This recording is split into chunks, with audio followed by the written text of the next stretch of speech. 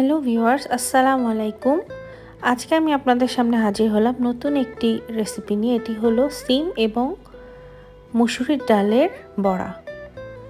তো চলুন দেখা যাক কী করে করি। এই রেসিপিটা এতই মজার যে একবার খেলে বারবার খেতে ইচ্ছা করবে। এর জন্য সিমটাকে কুচি কুচি করে কেটে নিতে হবে। একটা মিক্সিতে আমি আগে থেকে ভিজিয়ে রাখা ডাল ঢেলে দিচ্ছি। এটার মধ্যে আমার কিছু মশলা অ্যাড করতে হবে। দিয়ে দিচ্ছি একটু জিরা বাটা 1 চামচ পরিমাণ, আধা চামচ পরিমাণ রসুন বাটা, 1 চামচ পেঁয়াজ বাটা আর আধা চামচ পরিমাণ লবণ। দিয়ে দিচ্ছি একটু হলুদ গুঁড়া। তো পেস্ট করা হয়ে গেলে আমি জাস্ট পেঁয়াজটা আর সিমের টুকরাগুলা মিশিয়ে নিয়েছি। আমি ভিডিও ওটা দিতে ভুলে গেছি, তো আর একটু সিমের কুচি আমি অ্যাড করে নিচ্ছি।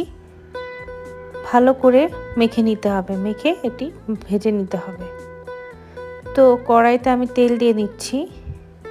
তেল দিয়ে এখন বড়াগুলোকে ভালো করে ভাজতে হবে। 2 মিনিট পর পর উল্টে পাল্টে বড়াগুলোকে ভালো মতো ভেজে নিতে হবে। এই রেসিপিটা এতই সুস্বাদু যে মাছ অথবা মাংস না হলেও শুধুমাত্র এই রেসিপিটা হলে ডিনারটা পুরো ফুলফিল হয়ে যাবে। তো এখন বড়াগুলোকে উল্টে নিচ্ছি। এই বড়াগুলো শুধু খেতে অনেক মজা, আপনারা অবশ্যই ট্রাই করবেন বাসায়। তো বড়াগুলো এখন ভাজা হয়ে গেছে, কুরকুরে হয়ে গেছে। এখন এইগুলোকে উঠিয়ে নিচ্ছি আমি একটা বাটিতে। এবার মশলার জন্য একটা কড়াইতে 2 টেবিল চামচ সাদা তেল দিয়ে রসুন বাটা দিচ্ছি, পেঁয়াজ বাটা, জিরা বাটা, কিছু পেঁয়াজ, ঝাল, হলুদের গুঁড়া এবং ঝালের গুঁড়া দিয়ে অল্প একটু পানি দিয়ে মশলাটা ভালো করে কষিয়ে নিতে হবে। ভালো মতো মশলাটা কষাতে হবে যেন মশলার কাঁচা কোনো গন্ধ না আসে।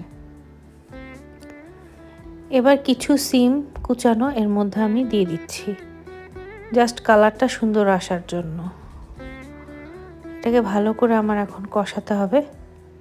কষানো হয়ে গেলে একটু পানি দিয়ে দিতে হবে।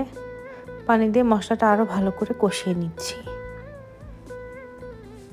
এই পর্যায়ে আমি বড়াগুলো ঢেলে দেব। এখন ভালো করে আবার কষাবো।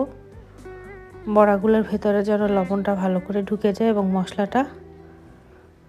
তো ভালো করে কষিয়ে আমি এখন ধনেপাতা দিয়ে দিচ্ছি। ধনেপাতা দিয়ে আরও ভালো করে আমার কষিয়ে নিতে হবে। খুব ভালো করে কষানো হয়ে গেলে আমি এতে আধা কাপ পরিমাণ পানি ঢেলে দিচ্ছি।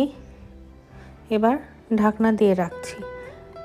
আমার রেসিপিটা শেষ হয়ে গেছে, আমি তুলে নিয়েছি বাটিতে। এটা এতই মজার একটা রেসিপি, আপনারা অবশ্যই বাড়িতে ট্রাই করবেন এবং আমার চ্যানেলটিকে সাবস্ক্রাইব করবেন। আসসালামু আলাইকুম।